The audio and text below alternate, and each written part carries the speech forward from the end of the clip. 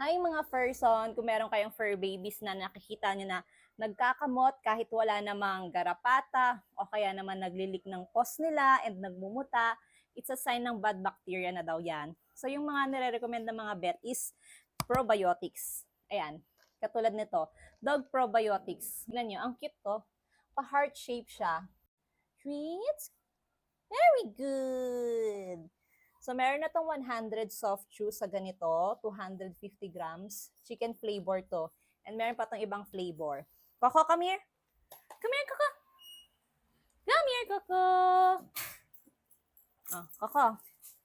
Hindi na ako pinansin. Mamaya ko na siya bibigyan nito. Yan, ganyan yung itsura niya. Ayan.